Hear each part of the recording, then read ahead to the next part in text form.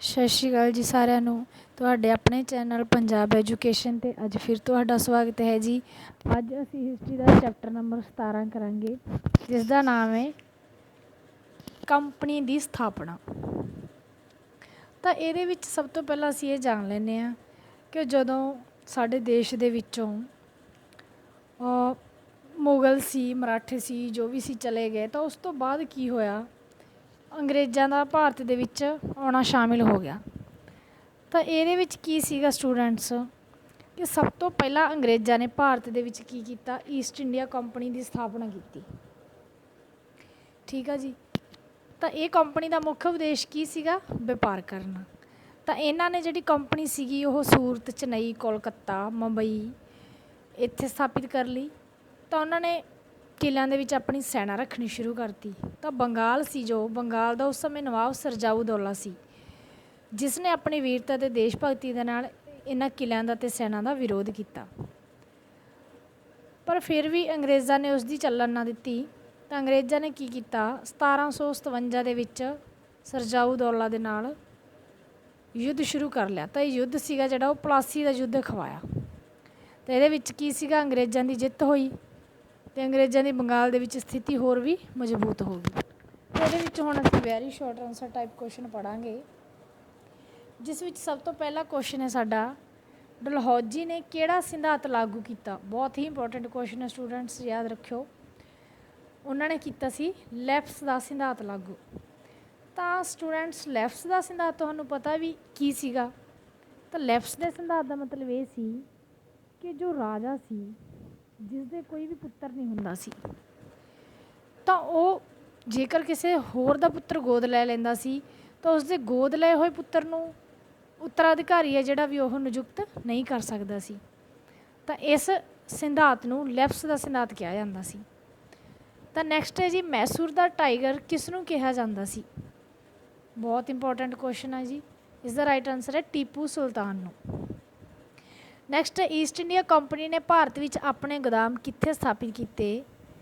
ਤਾਂ ਇਸ ਦਾ ਆਨਸਰ ਹੈ ਜੀ ਸੂਰਤ, ਚੇਨਈ, ਕੋਲਕਾਤਾ ਅਤੇ ਮੁੰਬਈ ਵਿੱਚ। ਨੈਕਸਟ ਹੈ, ਕਿਸ ਦੀ ਅਧੀਨਗੀ ਹੇਠ ਮੈਸੂਰ ਸ਼ਕਤੀਸ਼ਾਲੀ ਰਾਜ ਬਣਿਆ। ਤਾਂ ਹੈਦਰ ਅਲੀ ਅਤੇ ਟੀਪੂ ਸੁਲਤਾਨ ਦੀ ਅਧੀਨਗੀ ਹੇਠ। ਨੈਕਸਟ ਹੈ ਜੀ, ਪਲਾਸੀ ਦੀ ਲੜਾਈ ਕਦੋਂ ਹੋਈ। ਤਾਂ ਪਲਾਸੀ ਦੀ ਲੜਾਈ ਸੀਗੀ ਜੋ ਉਹ 1757 ਦੇ ਵਿੱਚ ਹੋਈ ਸੀ। ਨੈਕਸਟ ਕੁਐਸਚਨ ਹੈ ਜੀ ਸਾਡਾ, ਪਾਣੀਪਤ ਦੀ ਤੀਜੀ ਲੜਾਈ ਕਦੋਂ ਹੋਈ। ਤਾਂ ਪਾਣੀਪਤ ਦੀ ਤੀਜੀ ਲੜਾਈ ਸੀ ਜਿਹੜੀ ਉਹ 1784 ਦੇ ਵਿੱਚ ਹੋਈ ਸੀ। ਨੈਕਸਟ ਹੈ ਜੀ, ਈਸਟ ਇੰਡੀਆ ਕੰਪਨੀ ਦੀ ਸਥਾਪਨਾ ਕਿਸ ਨੇ ਕੀਤੀ। ਤਾਂ ਇਹ ਕੀਤੀ ਸੀ ਅੰਗਰੇਜ਼ਾਂ ਨੇ। ਨੈਕਸਟ, ਈਸਟ ਇੰਡੀਆ ਕੰਪਨੀ ਦੀ ਸਥਾਪਨਾ ਕੀਤੀ ਕਦੋਂ ਗਈ। ਤਾਂ ਇਹ ਕੀਤੀ ਗਈ 1600 ਦੇ ਵਿੱਚ। ਨੈਕਸਟ ਹੈ ਜੀ, ਪੁਰਤਗਾਲੀ ਭਾਰਤ ਵਿੱਚ ਕਿੱਥੋਂ ਦੇ ਵਸਨੀਕ ਸਨ। ਤਾਂ ਇਸ ਦਾ ਆਨਸਰ ਹੈ ਗੋਆ ਦੇ। ਨੈਕਸਟ ਹੈ ਜੀ, ਈਸਟ ਇੰਡੀਆ ਕੰਪਨੀ ਦੀ ਸਥਾਪਨਾ ਸਮੇਂ ਬੰਗਾਲ ਵਿੱਚ ਕਿਸ ਦਾ ਸ਼ਾਸਨ ਸੀ। ਤਾਂ ਮੈਂ ਤੁਹਾਨੂੰ ਉੱਪਰ ਸਮਝਾ ਕੇ ਹਟੀ ਹਾਂ ਕਿ ਨਵਾਬ ਸਿਰਜਾਉਦੌਲਾ ਦਾ ਸ਼ਾਸਨ ਸੀ। ਇਸ ਤੋਂ ਬਾਅਦ ਅਸੀਂ ਇਸ ਦੇ MCQ ਕਰਾਂਗੇ। ਤਾਂ MCQ ਦੇ ਵਿੱਚ ਜੋ ਫਸਟ ਕੁਐਸਚਨ ਹੈ ਜੀ, ਉਹ ਹੈਗਾ, ਬ੍ਰਿਟੇਨ ਸਰਕਾਰ ਨੇ ਭਾਰਤ ਨੂੰ ਉਪਨਿਵੇਸ਼ ਦੀ ਹੈਸੀਅਤ ਕਦੋਂ ਦਿੱਤੀ। ਤਾਂ ਇਸ ਦਾ ਰਾਈਟ ਆਨਸਰ ਹੈ ਜੀ ਫਸਟ 1935 ਈਸਵੀ ਦੇ ਵਿੱਚ। ਨੈਕਸਟ ਕੁਐਸਚਨ ਹੈ ਜੀ ਸਾਡਾ, ਭਾਰਤ ਦਾ ਪਹਿਲਾ ਅੰਗਰੇਜ਼ ਗਵਰਨਰ ਜਨਰਲ ਕੌਣ ਸੀ। ਬਹੁਤ ਹੀ ਇੰਪੋਰਟੈਂਟ ਕੁਐਸਚਨ ਆ। PS ਟੈਟ, C ਟੈਟ ਦੇ ਵਿੱਚ ਹੀ ਨਹੀਂ, ਹੋਰ ਵੀ ਕਈ ਸਾਰੇ ਜਿਹੜੇ ਸਾਡੇ ਟੈਸਟ ਆ GK ਦੇ ਆਉਂਦੇ ਰਹਿੰਦੇ, ਉਹਨਾਂ ਦੇ ਵਿੱਚ ਵੀ ਆਮ ਕਰਕੇ ਪੁੱਛਿਆ ਜਾਂਦਾ। ਤਾਂ ਇਹਦਾ ਰਾਈਟ ਆਨਸਰ ਹੈ ਜੀ ਫਸਟ ਵਾਰਨ ਹੈਸਟਿੰਗਸ। ਨੈਕਸਟ ਹੈ ਜੀ, ਅੰਗਰੇਜ਼ਾਂ ਨੇ ਪਲਾਸੀ ਦਾ ਯੁੱਧ ਜਿੱਤਿਆ ਮੀਰ ਜ਼ਾਫਰ ਦੀ ਗਦਾਰੀ ਕਾਰਨ। Third answer is right. Next ਹੈ ਜੀ, ਅੰਗਰੇਜ਼ ਸਰਕਾਰ ਦੁਆਰਾ ਬੰਗਾਲ ਦੀ ਵੰਡ ਦਾ ਫੈਸਲਾ ਸਨ ਡੈਸ਼ ਦੇ ਵਿੱਚ ਵਾਪਸ ਲੈ ਲਿਆ ਗਿਆ। ਅਤੇ ਇਸ ਦਾ ਰਾਈਟ ਆਨਸਰ ਹੈ 1919 ਦੇ ਵਿੱਚ। ਨੈਕਸਟ ਹੈ ਜੀ, ਅੰਗਰੇਜ਼ੀ ਭਾਰਤ ਵਿੱਚ ਕਿਸ ਗਵਰਨਰ ਜਨਰਲ ਦੁਆਰਾ ਸ਼ੁਰੂ ਕੀਤੀ ਗਈ ਸੀ। ਬਹੁਤ ਹੀ ਇੰਪੋਰਟੈਂਟ ਕੁਐਸਚਨ ਆ। ਤਾਂ ਇਸ ਦਾ ਰਾਈਟ ਆਨਸਰ ਹੈ ਵਿਲੀਅਮ ਬੈਂਟਿਕ ਦੁਆਰਾ। ਨੈਕਸਟ ਹੈ ਜੀ, ਬ੍ਰਿਟੇਨ ਭਾਰਤ ਦਾ ਕਿਹੜਾ ਗਵਰਨਰ ਜਨਰਲ ਬਾਅਦ ਵਿੱਚ ਭਾਰਤ ਦਾ ਵਾਇਸਰਾਏ ਬਣਿਆ। ਤਾਂ ਇਸ ਦਾ ਰਾਈਟ ਆਨਸਰ ਹੈ ਜੀ ਸੈਕਿੰਡ, ਲਾਰਡ ਕੈਨਿੰਗ। ਨੈਕਸਟ ਹੈ ਜੀ, ਭਾਰਤੀਆਂ ਦਾ ਭਾਰਤੀ ਸਿਵਲ ਸੇਵਾ ਵਿੱਚ ਪ੍ਰਵੇਸ਼ ਡੈਸ਼ ਦੁਆਰਾ ਸੰਭਵ ਕੀਤਾ ਗਿਆ। ਬਹੁਤ ਹੀ ਜ਼ਿਆਦਾ ਇੰਪੋਰਟੈਂਟ ਕੁਐਸਚਨ ਆ। ਤਾਂ ਇਸ ਦਾ ਰਾਈਟ ਆਨਸਰ ਹੈ ਲਾਰਡ ਡਲਹੌਜੀ ਦੁਆਰਾ। ਨੈਕਸਟ ਹੈ ਜੀ, ਨਵੰਬਰ 1921 ਵਿੱਚ ਇੱਕ ਭਾਰੀ ਇਕੱਠੇ ਇਕੱਠ ਨੇ ਸਵਾਗਤ ਕੀਤਾ। ਤੇ ਇਸ ਦਾ ਰਾਈਟ ਆਨਸਰ ਹੈ 4 ਵੈਲਜ਼ ਦੀ ਰਾਜਕੁਮਾਰ ਦਾ। ਨੈਕਸਟ ਹੈ ਸਾਡਾ ਬ੍ਰਿਟਿਸ਼ ਸੰਸਦ ਨੇ ਰਾਜ ਸ਼ਕਤੀ ਈਸਟ ਇੰਡੀਆ ਕੰਪਨੀ ਤੋਂ ਬ੍ਰਿਟਿਸ਼ ਕਰਾਊਨ ਜਾਂ ਕਹਿ ਸਕਦੇ ਹਾਂ ਤਾਜ ਨੂੰ ਕਦੋਂ ਤਬਦੀਲ ਕੀਤੀ? ਤਾਂ ਇਸ ਦਾ ਆਨਸਰ ਹੈ ਜੀ 3rd 1858 ਦੇ ਵਿੱਚ। ਨੈਕਸਟ ਹੈ ਜੀ ਸਾਈਮਨ ਕਮਿਸ਼ਨ ਨੇ ਭਾਰਤ ਦਾ ਦੌਰਾ ਕਦੋਂ ਕੀਤਾ? ਤਾਂ ਇਸ ਦਾ ਰਾਈਟ ਆਨਸਰ ਹੈ 1928 ਦੇ ਵਿੱਚ। 4 ਨੈਕਸਟ ਹੈ ਜਦੋਂ ਈਸਟ ਇੰਡੀਆ ਕੰਪਨੀ ਦੀ ਸਥਾਪਨਾ ਕੀਤੀ ਗਈ ਉਸ ਸਮੇਂ ਭਾਰਤ ਦਾ ਸ਼ਾਸਕ ਸੀ? ਇਸ ਦਾ ਰਾਈਟ ਆਨਸਰ ਹੈ 2 ਅਕਬਰ। ਨੈਕਸਟ ਹੈ ਜੀ ਸਾਈਮਨ ਕਮਿਸ਼ਨ ਨੇ ਭਾਰਤ ਦਾ ਦੌਰਾ ਕੀਤਾ। ਇਸ ਦਾ ਰਾਈਟ ਆਨਸਰ ਹੈ ਜੀ 1 ਭਾਰਤ ਵਿੱਚ ਇੱਕ ਜ਼ਿੰਮੇਵਾਰ ਸਰਕਾਰ ਦੀ ਤਰੱਕੀ ਦੀ ਜਾਂਚ ਲਈ। ਨੈਕਸਟ ਹੈ ਜੀ ਬ੍ਰਿਟਿਸ਼ ਸੰਸਦ ਨੇ ਕਿਸ ਸਾਲ ਪਾਸ ਕੀਤੇ ਕਾਨੂੰਨ ਦੁਆਰਾ ਈਸਟ ਇੰਡੀਆ ਕੰਪਨੀ ਤੋਂ ਸਾਰੇ ਅਧਿਕਾਰ ਲੈ ਲਏ? ਅਤੇ ਇਸ ਦਾ ਰਾਈਟ ਆਨਸਰ ਹੈ ਜੀ 3rd 1860 ਦੇ ਵਿੱਚ। ਨੈਕਸਟ ਹੈ ਬੰਗਾਲ ਦੀ ਵੰਡ ਨੂੰ ਸਨ ਡੈਸ਼ ਵਿੱਚ ਖਾਰਜ ਕਰ ਦਿੱਤਾ ਗਿਆ। ਅਤੇ ਇਸ ਦਾ ਰਾਈਟ ਆਨਸਰ ਹੈ 2 1911 ਦੇ ਵਿੱਚ। ਨੈਕਸਟ ਹੈ ਜੀ ਬੰਗਾਲ ਪ੍ਰਾਂਤ ਦੀ 2 ਹਿੱਸਿਆਂ ਵਿੱਚ ਵੰਡ ਦਾ ਹੁਕਮ ਲਾਰਡ ਕਰਜ਼ਨ ਨੇ ਕਦੋਂ ਦਿੱਤਾ? ਬਹੁਤ ਹੀ ਇੰਪੋਰਟੈਂਟ ਕੁਐਸਚਨ ਹੈ। ਇਸ ਤਰ੍ਹਾਂ ਵੀ ਪੁੱਛਿਆ ਜਾ ਸਕਦਾ ਕਿ ਪ੍ਰਾਂਤ ਜਿਹੜਾ ਬੰਗਾਲ ਸੀਗਾ ਉਹਦੀ ਵੰਡ ਸੀ ਉਹਦਾ ਹੁਕਮ ਕਿਹਨੇ ਦਿੱਤਾ ਸੀ? ਤਾਂ ਇਸ ਦਾ ਅਸੀਂ ਆਨਸਰ ਦੇਵਾਂਗੇ ਕਿ ਲਾਰਡ ਕਰਜ਼ਨ ਨੇ। ਵੈਸੇ ਜੋ ਇਸ ਦਾ ਰਾਈਟ ਆਨਸਰ ਹੈ ਜੀ ਉਹ ਹੈਗਾ 1 1905 ਦੇ ਵਿੱਚ। ਲਾਰਡ ਕਰਜ਼ਨ ਨੇ 1905 ਦੇ ਵਿੱਚ ਬੰਗਾਲ ਦੀ ਵੰਡ ਦਾ ਹੁਕਮ ਦਿੱਤਾ। ਨੈਕਸਟ ਹੈ ਜੀ ਅੰਗਰੇਜ਼ਾਂ ਨਾਲ ਬੈਸਨ ਦੀ ਸੰਧੀ ਕੀਤੀ ਗਈ। ਇਸ ਦਾ ਆਨਸਰ ਹੈ ਪੇਸ਼ਵਾ ਦੁਆਰਾ। ਨੈਕਸਟ ਹੈ ਜੀ ਭਾਰਤੀ ਸਿਵਲ ਸੇਵਾ ਡੈਸ਼ ਦੇ ਕਾਰਜਕਾਲ ਵਿੱਚ ਸ਼ੁਰੂ ਹੋਈ। ਤਾਂ ਇਸ ਦਾ ਰਾਈਟ ਆਨਸਰ ਹੈ ਜੀ 4 ਕਾਰਨਵਾਲਿਸ ਦੇ। ਨੈਕਸਟ ਹੈ ਜੀ 1651 ਦੇ ਵਿੱਚ ਹੁਗਲੀ ਦੇ ਕੰਢੇ ਬੰਗਾਲ ਵਿੱਚ ਈਸਟ ਇੰਡੀਆ ਕੰਪਨੀ ਨੇ ਇੱਕ ਫੈਕਟਰੀ ਸਥਾਪਿਤ ਕੀਤੀ। ਤਾਂ ਇਸ ਦਾ ਰਾਈਟ ਆਨਸਰ ਹੈ ਜੀ 1 ਇੱਕ ਬੇਸ ਸਥਾਪਿਤ ਕੀਤਾ ਜਿਹਦੇ ਵਿੱਚ ਕੰਮ ਨੂੰ ਸੁਚਾਰੂ ਰੂਪ ਨਾਲ ਚਲਾਇਆ ਜਾ ਸਕੇ। ਨੈਕਸਟ ਹੈ ਜੀ ਲੈਫਟਸ ਦਾ ਸਿਧਾਂਤ ਸ਼ੁਰੂ ਕੀਤਾ ਗਿਆ। ਅਤੇ ਇਸ ਦਾ ਰਾਈਟ ਆਨਸਰ ਹੈ ਡਲਹੌਜੀ ਦੁਆਰਾ। ਨੈਕਸਟ ਹੈ ਜੀ ਬ੍ਰਿਟਿਸ਼ ਸਰਕਾਰ ਨੇ ਈਸਟ ਇੰਡੀਆ ਕੰਪਨੀ ਦੇ ਕੰਮ ਕਾਜ ਦੇ ਵਿੱਚ ਪਹਿਲੀ ਵਾਰ ਸਿੱਧਾ ਦਖਲ ਕੀਤਾ। ਇਸ ਦਾ ਆਨਸਰ ਹੈ 2 1773 ਦੇ ਵਿੱਚ। ਨੈਕਸਟ ਹੈ ਜੀ ਕਿਹੜੇ ਰਾਜਾਂ ਦੀਆਂ ਅਦਾਲਤਾਂ ਵਿੱਚ ਫਰਾਂਸੀਸੀ ਪ੍ਰਭਾਵ ਪਿਆ? ਅਤੇ ਇਸ ਦਾ ਰਾਈਟ ਆਨਸਰ ਹੈ 1 1784 ਈਸਵੀ ਦੇ ਵਿੱਚ। ਮੈਸੂਰ ਅਤੇ ਹੈਦਰਾਬਾਦ। ਕਿਹੜੇ ਰਾਜਾਂ ਦੀ ਅਦਾਲਤਾਂ ਵਿੱਚ ਫਰਾਂਸੀਸੀ ਪ੍ਰਭਾਵ ਪਿਆ ਸੀ? ਉਹ ਪਿਆ ਸੀ ਮੈਸੂਰ ਅਤੇ ਹੈਦਰਾਬਾਦ 'ਚ। ਨੈਕਸਟ ਹੈ ਜੀ ਹੇਠ ਲਿਖਿਆਂ ਵਿੱਚੋਂ ਕਿਹੜਾ ਅਧਿਨਿਯਮ ਇਸ ਗੱਲ ਦੀ ਹਾਮੀ ਭਰਦਾ ਹੈ ਕਿ ਭਾਰਤੀਆਂ ਨੂੰ ਕੰਪਨੀਆਂ ਦੀਆਂ ਨੌਕਰੀਆਂ ਤੋਂ ਵਾਂਝਾ ਨਹੀਂ ਰੱਖਿਆ ਜਾਣਾ ਚਾਹੀਦਾ? ਤਾਂ ਇਸ ਦਾ ਰਾਈਟ ਆਨਸਰ ਹੈ ਜੀ 1 ਚਾਰਟਰ ਅਧਿਨਿਯਮ 1833। ਨੈਕਸਟ ਹੈ ਜੀ ਬ੍ਰਿਟਿਸ਼ ਭਾਰਤ ਵਿੱਚ ਕਾਨੂੰਨ ਦੇ ਰਾਜ ਤੋਂ ਭਾਵ ਸੀ ਕਿ? ਇਸ ਦਾ ਰਾਈਟ ਆਨਸਰ ਹੈ ਜੀ 3rd ਕਾਨੂੰਨ ਬਣਾਏ ਜਾਂਦੇ ਸਨ ਅਤੇ ਅਦਾਲਤਾਂ ਸਥਾਪਿਤ ਕੀਤੀਆਂ ਜਾਂਦੀਆਂ ਸਨ। ਨੈਕਸਟ ਹੈ ਜੀ ਅੰਗਰੇਜ਼ੀ ਸਿੱਖਿਆ ਭਾਰਤ ਵਿੱਚ ਸ਼ੁਰੂ ਕੀਤੀ ਗਈ। ਅਤੇ ਇਸ ਦਾ ਰਾਈਟ ਆਨਸਰ ਹੈ ਜੀ 3rd ਮੈਕਾਲੇ ਦੁਆਰਾ। ਨੈਕਸਟ ਹੈ ਜੀ ਸਰਕਾਰ ਨੇ ਆਧੁਨਿਕ ਸਿੱਖਿਆ ਦੇ ਪ੍ਰਸਾਰ ਲਈ ਪਹਿਲਾ ਕਦਮ ਸਨ ਡੈਸ਼ ਵਿੱਚ ਚੁੱਕਿਆ। ਬਹੁਤ ਹੀ ਇੰਪੋਰਟੈਂਟ ਕੁਐਸਚਨ ਹੈ ਜੀ। ਤਾਂ ਇਸ ਦਾ ਰਾਈਟ ਆਨਸਰ ਹੈ 2 1813 ਦੇ ਵਿੱਚ।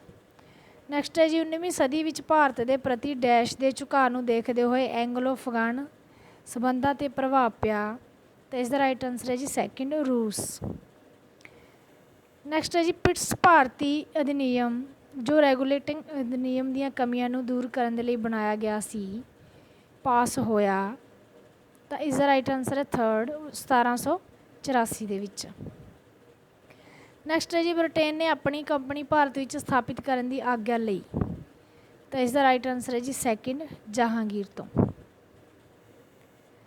ਨੈਕਸਟ ਹੈ ਜੀ ਕਿਸ ਨੇ ਅੰਗਰੇਜ਼ਾਂ ਦਾ ਸਭ ਤੋਂ ਵੱਧ ਮੁਕਾਬਲਾ ਕੀਤਾ? ਤਾਂ ਇਸ ਦਾ ਰਾਈਟ ਆਨਸਰ ਹੈ 4 ਸਿੱਖਾਂ ਨੇ। ਬੰਗਾਲ ਦੀ ਵੰਡ ਪਿੱਛੇ ਧਾਰਨਾ ਸੀ ਹਿੰਦੂਆਂ ਅਤੇ ਮੁਸਲਮਾਨਾਂ ਦੇ ਵਿੱਚ ਪਾੜ ਪਾਉਣ ਦੇ ਲਈ। ਨੈਕਸਟ ਹੈ ਜੀ ਅੰਗਰੇਜ਼ਾਂ ਨੇ 21 ਫਰਵਰੀ 1849 ਦੇ ਵਿੱਚ ਗੁਜਰਾਤ ਦੀ ਲੜਾਈ ਵਿੱਚ ਕਿਸ ਨੂੰ ਹਰਾਇਆ? ਤਾਂ ਇਸ ਦਾ ਰਾਈਟ ਆਨਸਰ ਹੈ 3rd ਸਿੱਖਾਂ ਨੂੰ। ਨੈਕਸਟ ਹੈ ਜੀ ਕਿਹੜੇ ਮੁਗਲ ਸਮਰਾਟ ਨੇ ਬੰਗਾਲ, ਬਿਹਾਰ ਅਤੇ ਉੜੀਸਾ ਦੀ ਦੀਵਾਨੀ ਈਸਟ ਇੰਡੀਆ ਕੰਪਨੀ ਦੇ ਸਪੁਰਦ ਕੀਤੀ? ਤਾਂ ਇਸ ਦਾ ਆਨਸਰ ਹੈ ਜੀ ਫਸਟ, ਸ਼ਾਹ ਆਲਮ। ਨੈਕਸਟ ਹੈ ਜੀ 1572 ਈਸਵੀ ਦੇ ਵਿੱਚ ਕਿਹੜਾ ਰਾਜਪੂਤ ਨਾਇਕ ਮੇਵਾੜ ਦਾ ਸਮਰਾਟ ਬਣਿਆ? ਤਾਂ ਇਸ ਦਾ ਰਾਈਟ ਆਨਸਰ ਹੈ ਜੀ ਸੈਕਿੰਡ, ਮਹਾਰਾਣਾ ਪ੍ਰਤਾਪ। ਨੈਕਸਟ ਹੈ ਜੀ ਸਾਈਮਨ ਕਮਿਸ਼ਨ ਦੀ ਨਿਯੁਕਤੀ ਉਦੋਂ ਹੋਈ ਜਦੋਂ ਭਾਰਤ ਵਿੱਚ viceroy Irwin C. Second answer is right. Next ਹੈ ਜੀ ਜਲਿਆਂਵਾਲੇ ਬਾਗ ਦਾ ਹੱਤਿਆਕਾਂਡ 1919 ਡੈਸ਼ ਵਾਇਸਰਾਏ ਦੀ ਅਧੀਨ ਵਾਪਰਿਆ? ਮੋਸਟ ਇੰਪੋਰਟੈਂਟ ਕੁਐਸਚਨ ਹੈ ਜੀ, ਸਾਰਿਆਂ ਨੂੰ ਪਤਾ ਹੀ ਹੋਵੇਗਾ ਜਲਿਆਂਵਾਲੇ ਬਾਗ ਦੀ ਘਟਨਾ ਬਾਰੇ। ਅਤੇ ਇਸ ਦਾ ਰਾਈਟ ਆਨਸਰ ਹੈ ਫਸਟ, ਲਾਰਡ ਚੈਮਸਫੋਰਡ। ਨੈਕਸਟ ਹੈ ਜੀ ਅੰਗਰੇਜ਼ਾਂ ਦੁਆਰਾ ਹੰਟਰ ਸਮਿਤੀ ਦੀ ਸਥਾਪਨਾ ਡੈਸ਼ ਦੀ ਸੱਤਾ ਜਾਣਨ ਲਈ ਕੀਤੀ ਗਈ? ਅਤੇ ਇਸ ਦਾ ਰਾਈਟ ਆਨਸਰ ਹੈ ਜੀ ਸੈਕਿੰਡ, ਜਲਿਆਂਵਾਲੇ ਬਾਗ ਦੀ। ਨੈਕਸਟ ਹੈ ਜੀ ਸੰਨ 1932 ਵਿੱਚ ਰਾਮਸੇ ਮੈਕਡੋਨਾਲਡ ਦੁਆਰਾ ਕਿਹੜੇ ਅਲੱਗ ਮਤਦਾਤਾ ਨੂੰ ਜਾਤੀਆਂ ਸਮਾਨ ਦੇਣ ਦੀ ਘੋਸ਼ਣਾ ਕੀਤੀ ਗਈ? ਅਤੇ ਇਸ ਦਾ ਰਾਈਟ ਆਨਸਰ ਹੈ ਜੀ 4, ਮੁਸਲਿਮਾਂ। ਨੈਕਸਟ ਹੈ ਜੀ ਇਹਨਾਂ ਵਿੱਚੋਂ ਕਿਹੜੇ ਪੁਰਤਗਾਲੀ ਨੇ ਗੋਆ 'ਤੇ ਕਬਜ਼ਾ ਕੀਤਾ?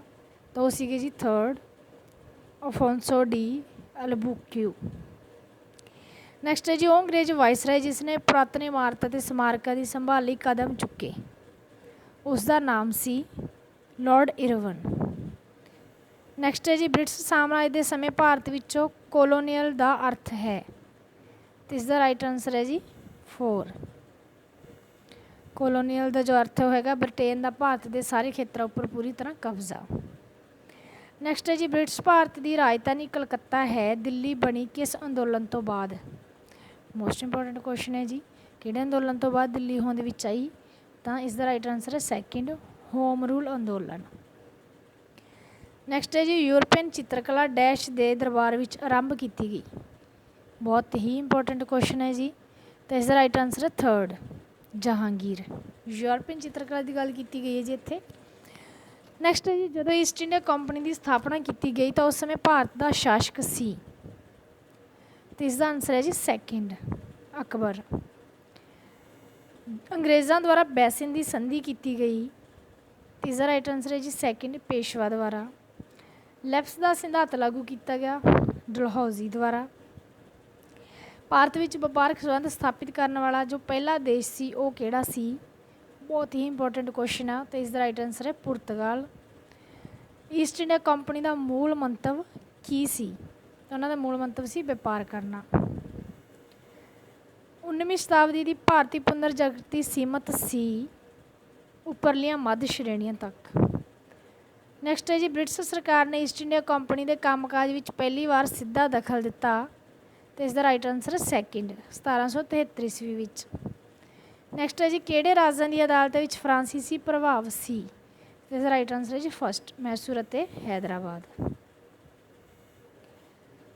ਨੈਕਸਟ ਹੈ ਜੀ ਹੇਠ ਲਿਖਿਆਂ ਵਿੱਚੋਂ ਕਿਹੜਾ ਨਿਯਮ ਇਸ ਗੱਲ ਦੀ ਹਾਮੀ ਭਰਦਾ ਹੈ ਕਿ ਭਾਰਤੀਆਂ ਨੂੰ ਨੌਕਰੀਆਂ ਤੋਂ ਵਾਂਝਾ ਨਹੀਂ ਰੱਖਿਆ ਜਾਣਾ ਚਾਹੀਦਾ?